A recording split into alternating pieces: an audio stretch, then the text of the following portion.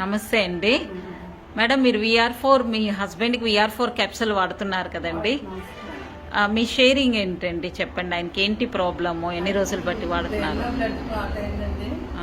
అయితే ఇప్పుడు ప్రజెంట్ జరిగింది ఏంటంటే, ఒక నెల క్రితం హాస్పిటల్లో జాయిన్ చేసామండి. ఆయన పాలు చేయికి తేడా వస్తున్నాక 10 రోజులు మెడిసిన్ వాడితే తగ్గుద్దని చెప్పారండి. లోపల సురేష్ గారు మాకు చర్చి పరంగా తెలుసండి, ఆయన దేవుడి పరంగానే ఆయన ఇది వాడితే బాగుంటుంది తాతాజీ గారికి అని తీసుకుని వచ్చారండి. తీసుకుని వచ్చాక 11 రోజులు అయిందండి ఇది వాడడం బట్టి. మందు అంటే మన VR4 స్టార్ట్ చేసి 11 రోజులు అయిందండి. ఓకే. అయితే కొంచెం నడవడానికి సపోర్ట్ లేకుండా నడవడానికి ట్రై చేస్తున్నారు.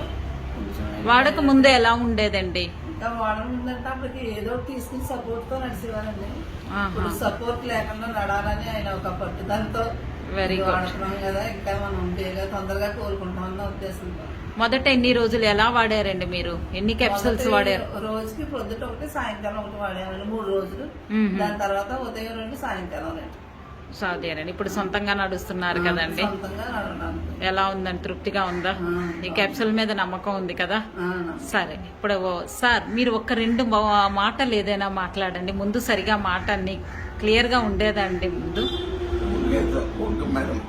ఓకే, సో ఇప్పుడు కొంచెం మాట్లాడగలుగుతున్నారండి. VR4 అని చెప్పండి. VR4 అని చెప్పండి. VR4.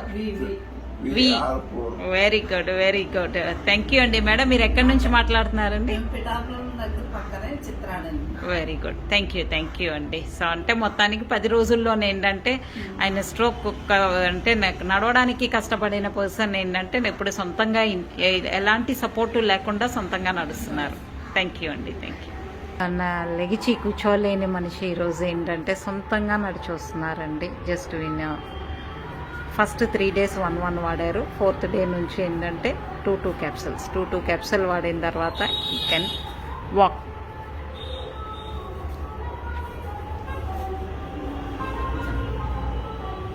సొంతంగా కూర్చోండి.